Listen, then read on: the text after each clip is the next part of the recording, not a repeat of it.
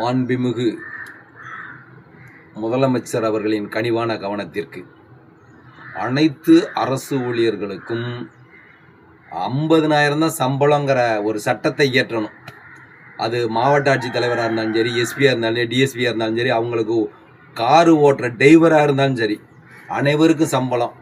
ஆனால் விவசாயிகள்லாம் எவ்வளவு இருந்தாலும் ஒரு 10,000 இருந்தாலும் 15,000 இருந்தாலும் 20,000 இருந்தாலும் குடும்பத்தை ஓட்டிடுறாங்கல்ல. அரசு ஊழியர்களுக்கு அந்த மாதிரி 50,000 போடுங்க. அதுக்கு தகுந்த மாதிரி வாழ பழகிக்கிடுவாங்க.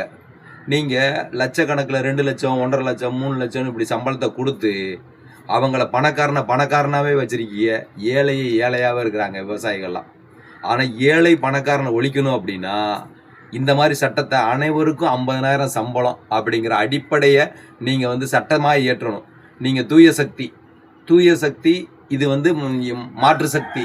நீங்கள் மாற்று சக்தி சட்டத்தை பழைய சட்டத்தெல்லாம் இது பண்ணிட்டு ரத்து பண்ணிட்டு இப்போ நீங்கள் புது சட்டத்தை இயற்றுங்க.